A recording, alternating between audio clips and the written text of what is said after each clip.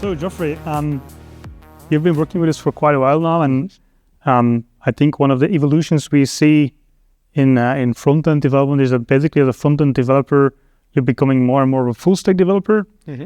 Because I think we saw in the past a lot of single-page applications being built, and today actually the movement is more to have like a hybrid approach where a framework like Next.js is taking care of a lot of the complexity of combining a front-end and a backend.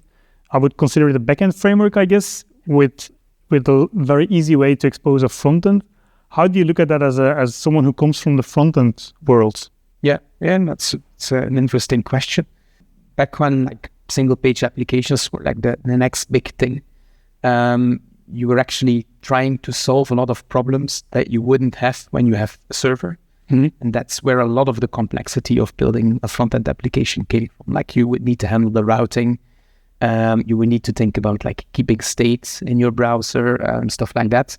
So I think it's a very good evolution actually, because people are coming back to terms on like, okay, maybe we can prefetch things on the server, render like the skeleton of the application, make certain parts interactive, and then make the interactive parts very rich in interactivity.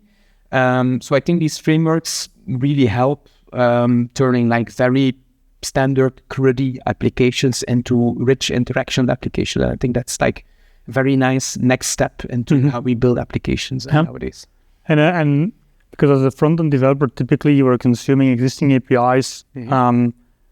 Now you also have to think more about application architecture, I believe, and also database structure and stuff like that. Yeah. How as a front-end developer, do you adapt to that? Are you comfortable with doing that, or is it still something that you're not 100% comfortable with? Yeah, I think, framework like Next.js gives you like specific structures that you can use, like how you mutate things and stuff like that, but how you structure like the actual backend code is really up to you. And that's definitely something that is not a familiar concept to a lot of front-end developers. There are some front-end developers that have experience with creating things in Node.js. So I would say that you can like adopt and use the same structure as you would with the Node.js backend in a Next.js backend.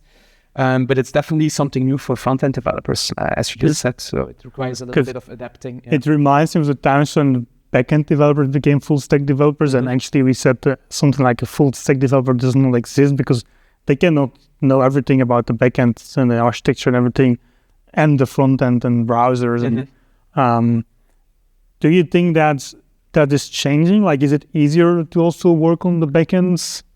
Yeah, well, something that I often try to do on new projects is I try to look for like solutions, like big solutions that kind of provide me with an abstraction of specific things. Like, for example, for a project that I'm working on now, I'm using a database provider that handles like migrations for me in like a pull request way.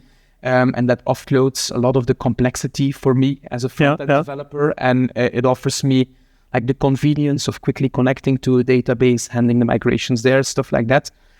So I would say that there are like even services companies that are really like chiming in on this, like trying to make things easy for front-end developers to connect to a framework like Next.js if you don't have the backend experience to do it. Interesting. So providing solutions because you don't really know the full complexity. Yeah, but it's always like I tend to think of it as like when you're like building a product and you're in your very early steps and you want to move forward, using a tool like that could really help you like gain momentum, gain speed. We actually record the video on that as well. Yeah, exactly. Yeah. So in that sense, I think it makes a lot of sense to use these tools, but you have to be aware of their costs, but that's probably also covered this in the video that we're talking about.